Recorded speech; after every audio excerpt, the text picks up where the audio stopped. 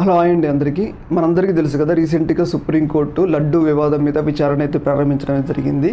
ఎవరైతే పిటిషన్ వేశారో సుబ్రహ్మణ్య స్వామి అలాగే సుబ్బిరామిరెడ్డి ఎవరైతే పిటిషన్లు వేశారో ఆ పిటిషన్లు వేసిన సందర్భంగా సుప్రీంకోర్టు ఎంతోమంది హిందువుల భక్తుల మనోభావాలకు సంబంధించిన ఇష్యూ కాబట్టి ఈ యొక్క అంశం మీద సుప్రీంకోర్టు విచారణ అయితే ప్రారంభించడం జరిగింది.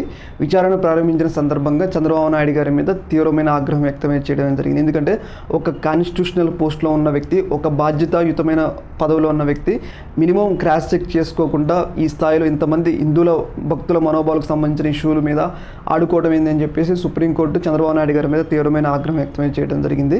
ఏదైనా ఒక సెన్సిటివ్ ఇష్యూ ఉన్నప్పుడు అది కరెక్టా కాదా అని చెప్పేసి 1-2 సార్లు తెలుసుకున్న తర్వాతే దాన్ని ప్రజలకు చెప్పాలి, పూర్తి విచారణ చేసిన తర్వాతే ప్రజలకు చెప్పాలి. కానీ ఎలాంటి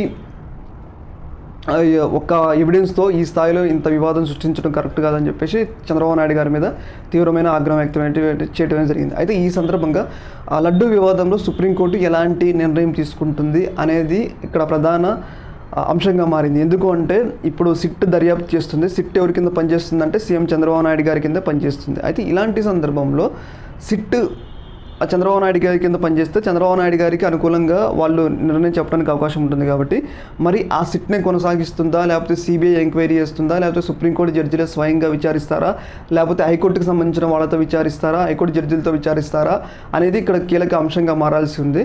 ఏదేమైనా కానీ సుప్రీంకోర్టు ఈ యొక్క అంశంలో జోక్యం చేసుకుని ఒక స్వతంత్ర సంస్థతో ఇన్వెస్టిగేషన్ చేయించి లడ్డూల నాణ్యత పెంచి అలాగే లడ్డూలో ఎలాంటి కల్తీ జరిగినా కానీ ఎవరు కల్తీ చేసినా కానీ వాళ్ళ మీద శిక్ష పడేటట్లు చేసి భవిష్యత్తులో ఇలాంటి ఇష్యూలకి ఆస్కారం లేకుండా ఒక ప్రత్యేక వ్యవస్థను రూపొందించేలాగా సుప్రీంకోర్టు కూడా నిర్ణయం తీసుకోవాలని కూడా మనం కోరుకుందాం. ఏదేమైనా కానీ లడ్డు అనేది చాలా పవిత్రమైన అంశం కాబట్టి మరి సుప్రీంకోర్టు ఎలాంటి నిర్ణయం తీసుకుంటుంది అని చెప్పేసి సర్వస్త్ర సుప్రీంకోర్టు ఏ నిర్ణయం చెప్తుంది అనే దాని మీద ఆసక్తి నెలకొంది. దీని మీద మీ అభిప్రాయం తెలియజేయండి. ఓకే మరి.